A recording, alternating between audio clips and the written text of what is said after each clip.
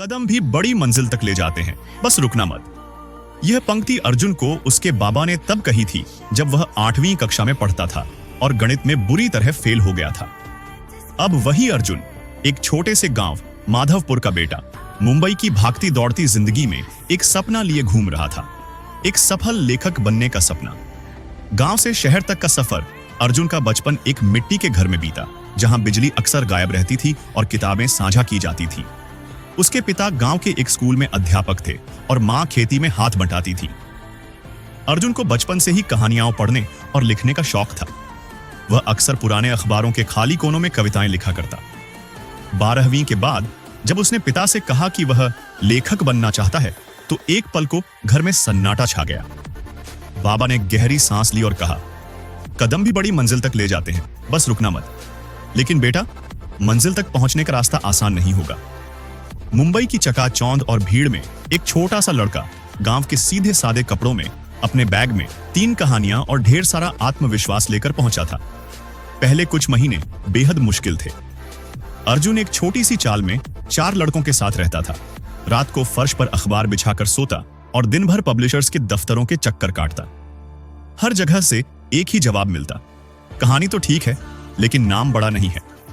कभी कभी उसे लगता था कि क्या उसने गलत सपना देख लिया था, लेकिन हर बार उसे बाबा की बात याद आती, रुकना मत। एक दिन अर्जुन ने एक लोकल न्यूज़पेपर में नए लेखकों के लिए प्रतियोगिता का विज्ञापन देखा।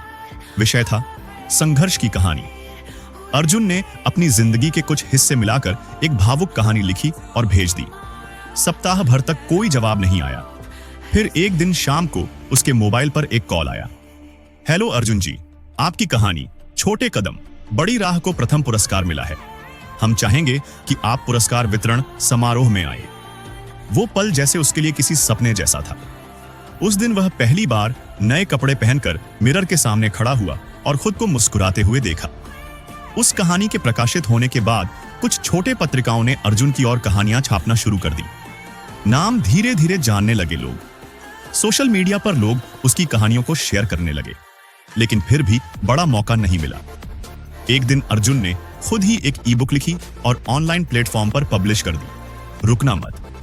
यह कहानी एक ग्रामीण लड़के की थी जो तमाम कठिनाइयों के बाद एक लेखक बनता है। इस बार कुछ अलग हुआ। किताब वायरल हो गई। एक बड़े पब्लिशिंग हाउस ने उससे संपर्क किया और पूछा, क्या आप इस कहानी को विस्तार में लिख सकते हैं? हम इसे हार्ड कवर में पब्लिश करना चाहते हैं। अर्जुन की आंखों में आंसू थे। सपना अब हकीकत बनने जा रहा था। मंजिल नहीं, एक और मोड़ किताब प्रकाशित हुई और बेस्ट सेलर बन गई। अब अर्जुन को लोग जानने लगे थे। उसके इंटरव्यू टीवी पर आने लगे।